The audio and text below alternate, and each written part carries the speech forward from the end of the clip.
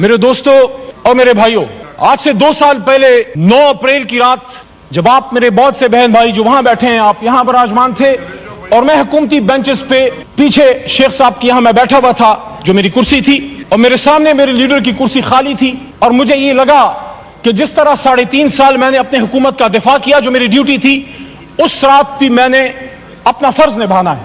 مجھے بہت سے لوگوں نے پوچھا بعد میں پورے پاکستان میں جب میں گیا ہوں کہ آپ کو اس طرف بیٹھے لوگوں سے ڈر نہیں لگا؟ وہ 170 172 تھے۔ میں نے کہا نہیں، سیاسی اختلاف تھا لیکن وہ میں ان کو اپنا ذاتی دشمن نہیں سمجھتا تھا۔ تو آج جو میں یہ بات کرنا چاہ رہا ہوں وہ یہ ہے کہ جب پچھلے 2 سال کی طرف میں مڑ کے دیکھتا ہوں تو مجھے وہی کہانی ریپلیکیٹ ہوتی نظر آتی ہے جو آج سے 50 سال پہلے اس ایوان کے ایک منتخب قائد ایوان کو جب پھانسی کے تختہ دار پہ لٹکایا گیا۔ پاکستان تو نہیں بدلا، فرق صرف یہ ہے کہ کبھی ہتھکڑی ڈال کے نواز شریف کی طرح جہاز میں بٹھا کے ملک سے دربدر کر دو، کبھی بے نظیر بھٹو کی طرح شہید کی طرح باپ پھانسی پہ چڑھ چکا ہے، بیٹی کو پاکستان میں رہنے کی اجازت نہیں، ماں سمیت اس کو ملک سے دربدر کر دیا گیا، جو وہ پتہ نہیں 17 18 یا 20 سال کی ہوگی، مجھے نہیں پتا، but she was young and unmarried at that time. واپس آتی ہے، پھر دربدر کی جاتی ہے، and she was forced to go to exile once again and her life ended in Liaquat Bagh where she was martyred on 27 December 2007۔ وہی لیاقت باغ راولپنڈی میں، راولپنڈی جہاں سے پاکستان کو مضبوط ہونا تھا، مضبوط ہونا ہے اور مضبوط ہوگا، اسی راولپنڈی میں لیاقت علی خان شہید ہوا۔ تو جب ہم بھی پاکستان بنانے والے ہیں، آپ بھی پاکستان بنانے والے ہیں، تو پھر بار بار کیوں ہمیں یہ کہنے کی ضرورت پڑتی ہے کہ نثار میں تیری گلیوں کے اے وطن جہاں چلی ہے رسم، کہ کوئی نثر اٹھا کے چلے،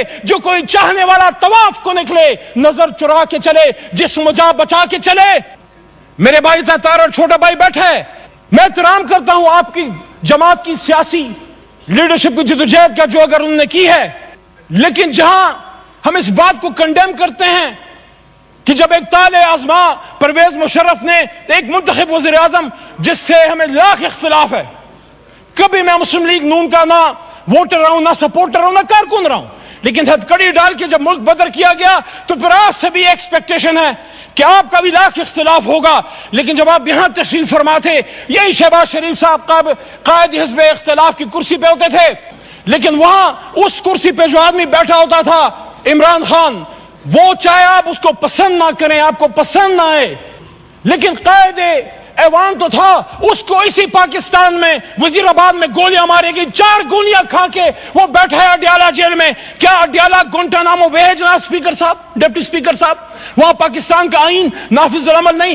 میں بطور اس ایوان کے ایک منتخب ممبر کی جب میں جیل میں تھا، میں ایکسپیکٹ کرتا تھا کہ یہ ایوان عمران خان کے لیے نہیں، اپنے ایک سابق قائد ایوان کے لیے کھڑا ہوگا، یہاں سے مذمتی قراردادیں پاس ہوں گی اور یہاں ووٹ کو عزت دو کہ ہمارے ساتھی یا بے نظیر بھٹو اور بھٹو صاحب کی ان کی المناک جو حادثات ہوئے ہیں، ان کے دائی، ان کے امین کھڑے ہوں گے اور وہ کنڈیم کریں گے اور وہ ڈیمانڈ کریں گے کہ پاکستان کے ایک سابق وزیر اعظم پہ جانی حملہ کس نے کیا، یہ کس کا سیکیورٹی فیلئر ہے۔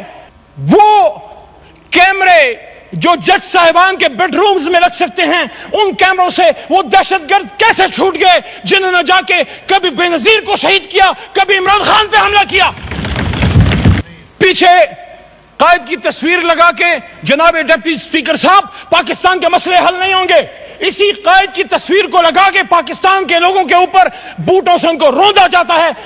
قائد اعظم نے 1948 میں جناب ڈپٹی اسپیکر صاحب فرمایا تھا، اور آرم فورسز کو کوٹا سٹاف کالج میں جا کے بات کرتے ہیں، قائد کی بات کریں، بتائیں ان کو جن کو قائد کی فرمان اور جن کو قائد پسند نہیں ہے، جن کو قائد کی لیڈرشپ کے احکامات پسند نہیں ہیں، وہ پھر اپنے لیے کوئی اور ملک جا کے ڈھونڈ لیں۔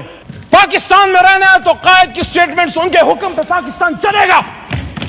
1948 founder of Pakistan Quaid Azam Muhammad Ali Jinnah staff college Cs, arm forces کو کہہ رہے ہیں، آئی ہوپ اس کو بیپ نہ کر دیا جائے، یہ قائد اعظم کا فرمان ہے، عمران خان کا نہیں، آپ کو عادت پڑ گئی ہے بیپ کرنے کی۔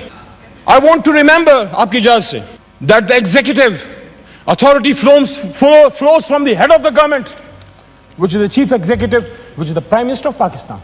اس کو گورنر جنرل ہوتے تھے سر۔ This is the legal position. Do not forget that the armed forces are the servants of the people. मत भूलें कि armed forces पाकिस्तानियों के खिदमत गुजार हैं. You do not make national policy. Armed forces को कह रहे हैं कि आप national policy नहीं बनाते. It is we the civilians. ये civilian leadership, ये जो 25 करोड़ की नुमाइंदा, ये जो गुलदस्ता इधर बैठा है, फॉर्म 47 या 45 पे बाद में आएंगे. इस वक्त ऐवान की बात है, यहां से पॉलिसी बनेगी. मैं नहीं कह रहा, वो कह रहा है. This is the legal position. Do not forget that the armed forces are the servants of the people. You do not make national policy. It is we the civilians who decide these issues, and it is your duty to carry out these tasks with which you are entrusted. क्या 1958 में हुआ? क्या 1977 में हुआ? क्या 1998 में हुआ?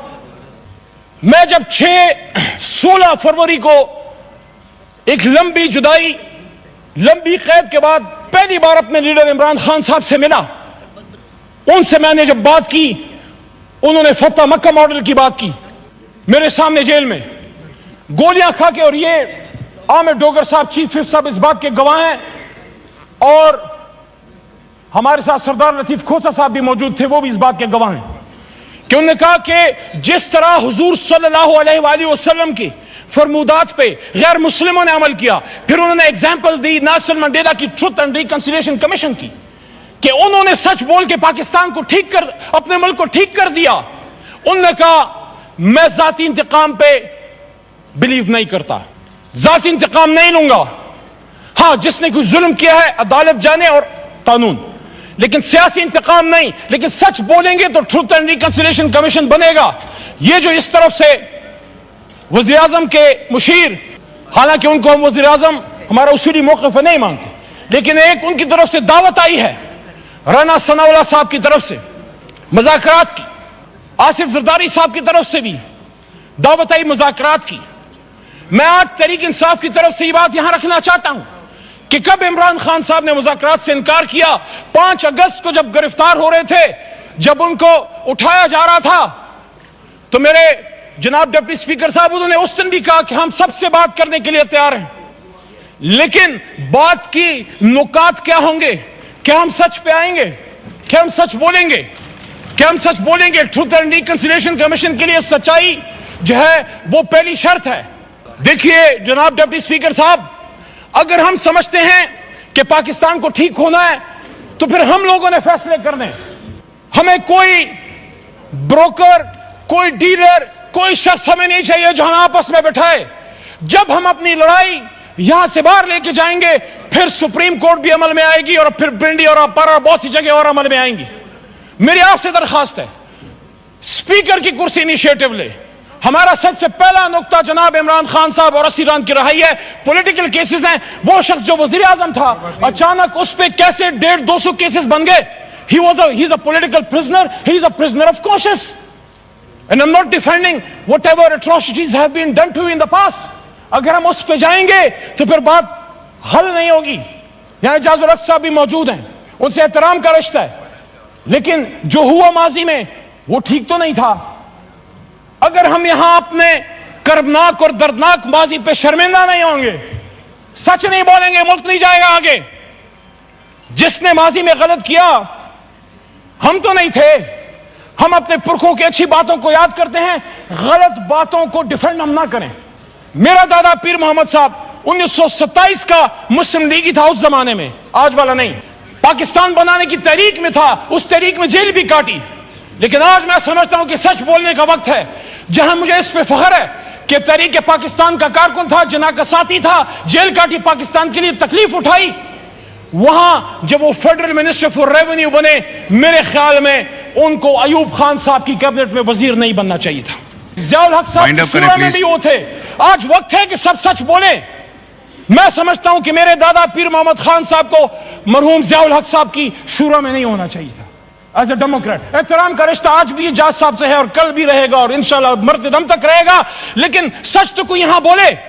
मैं जिस तरह पशेमानी का इजहार कर रहा हूं कि मेरा दादा ही वो पाकिस्तान बनाने की तरीक का सिपाही था, रेवोल्यूशनरी था, लेकिन एक गलती उनसे हुई. मैं एक्सपेक्ट करता हूं कि मेरा छोटा भाई है बिलावल साहब, चेयरमैन है तहरीक पीपल्स पार्टी का, उनके खानदान ने कीमत चुकाई है. لیکن ان کے دادا بھی فورن منسٹر تھے، ذوالفقار علی بھٹو صاحب ایوب خان صاحب کے ساتھ.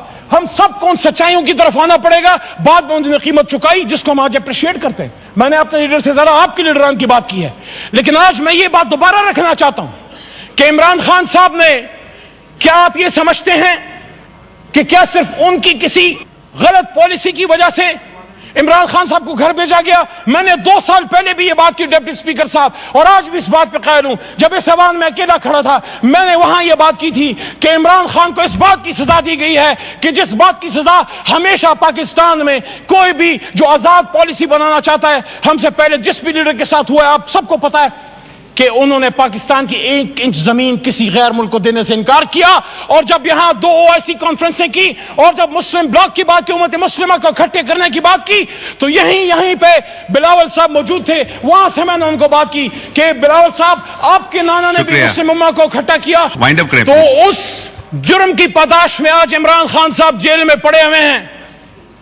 یہ داغ اجالا، یہ شب گزیدہ سحر، یہ وہ سحر تو نہیں جس کا انتظار تھا، یہ وہ سحر تو نہیں. قائد اعظم نے اس لیے قربانی دی تھی کہ آج ہمارے فیصلے کوئی اور کریں گے. اور وہ کون ہیں جب اپنے لیمٹ میں رہیں گے؟ رسول صلی اللہ علیہ وسلم کی دفاع کیا، پاکستان کا دفاع کیا، آرم فورسز کا دفاع کیا، مسئلہ کشمیر کا دفاع کیا، فلسطین کا دفاع کیا. جب جیل میں اڈیالہ میں ممتاز قادری صاحب کے سیل میں، ڈیتھ سیل میں پڑا ہوتا تھا، میں سوچتا تھا کہ کیا جرم کر کے آئے ہو. جب اڈیالہ سے جیلم لے کے گئے، یہ میرے جیب سے یہ قلم لے لیا گیا، یہ تسبیح لے لی گئی. انہی جوتوں میں آج آیا ہوں جو جوتے میرے جیل میں اتار دیے گئے. یہ وکیل کا کوٹ میرے بدن سے اتار دیا گیا. کیا میں مجرم تھا؟ میں اپنے الحمدللہ اس کالے کوٹ پہ فخر کرتا ہوں جو پاکستان بنانے والے کا کوٹ ہے. شکریہ. قلم کی تسلیم مت کرو. میں دہشت گردی عدالت مردان سے بری ہوا. جب میں عدالت میں پیش ہوا، پہلے تو 3 MPO تھا، لیکن میرے پہ دہشت گردی کا دفعہ، آرمی ایکٹ جس کی سزا موت ہے. کیا میں دہشت گرد ہوں؟ کیا علی محمد دہشت گرد ہے؟ مردان نے تو پاکستان بنایا ہے، مردان کے بیٹے کو دہشت گرد بنا کے پیش کیا. میں ان جج صاحبان عدالت کو سلام پیش کرتا ہوں جو کسی پریشر میں نہیں آئے. اور ہائی کورٹ پشاور کے حکم پہ میں پھر ریلیز ہوا. تو میں DGI SPR صاحب سے پوچھنا چاہتا ہوں کہ آپ مجھ سے کون معافی مانگے گا؟ اور یہاں مبارک زیب آیا ہے جس کی بوڑھی ماں کل یہاں پہ آئی، اس کا بھائی ریحان زیب شہید ہوا، اس کی بوڑھی ماں سے کون معافی مانگے گا؟ کہ مافیوں کے چکر سے نکلیں. اور آؤ پہ بیٹھتے ہیں سیاسی، آخری بات، سیاسی جماعتیں بیٹھیں، مسائل کا حل نکالیں، ورنہ یہی ہوتا رہے گا. کسی چور دروازے سے آنے کی ضرورت نہیں ہے.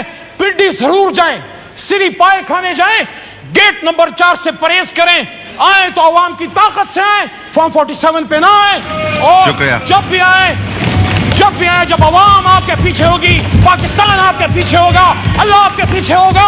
اور اسی بات کے ساتھ جو میں نے 2 سال پہلے کی تھی کہ وَقُلْ جَاءَ الْحَقُّ وَزَهَقَ الْبَاطِلُ إِنَّ الْبَاطِلَ كَانَ زَهُوقًا. اور کہہ دیجئے اے میرے حبیب کہ جب حق آتا ہے تو باطل مٹتا ہے، اور باطل تو ہے ہی مٹنے کے لیے. پاکستان زندہ باد، پاکستان کی جمہوریت زندہ باد.